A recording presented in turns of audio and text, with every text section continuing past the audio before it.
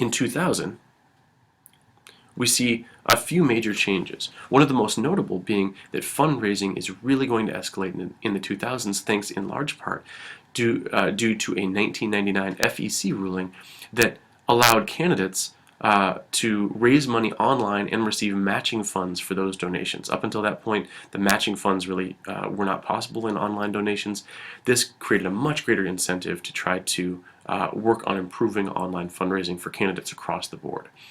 The most impressive online fundraising feat during the 2000 election belonged to Republican John McCain, who raised $1.4 million over 3 days following his very surprising New Hampshire primary victory.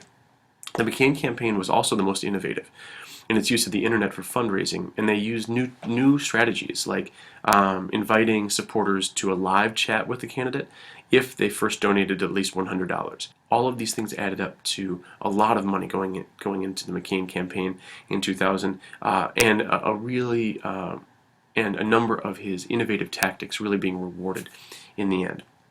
The 2000 presidential candidates began integrating their websites into campaign volunteer and political mobilization efforts as well, and online toolkits for the first time were provided by many campaigns, and those included things like instructions and information that supporters could use to conduct letter writing campaigns.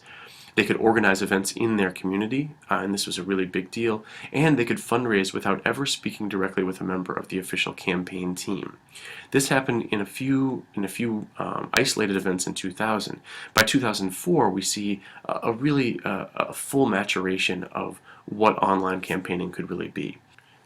The 2004 campaign represented the maturation of sophisticated and integrated internet campaigns.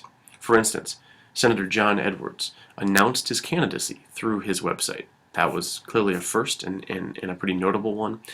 But there was no candidate and no campaign that was nearly as innovative or had as large an impact on the future of online campaigning as the Howard Dean campaign in 1994.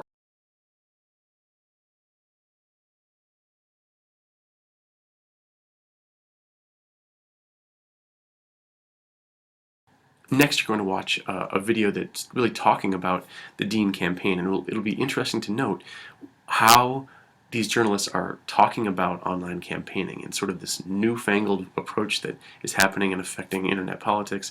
It's something that we now maybe take for granted, but at these relatively early stages, and again, this is now 12 years after the first Clinton campaign website, we still see sort of wide-eyed what is this going to look like on the part of journalists, and I think that's really notable in 2004. From 2004 to 2008, and then obviously where we are getting towards where we are today, we see these major jumps, and that's largely due to the start that Howard Dean created.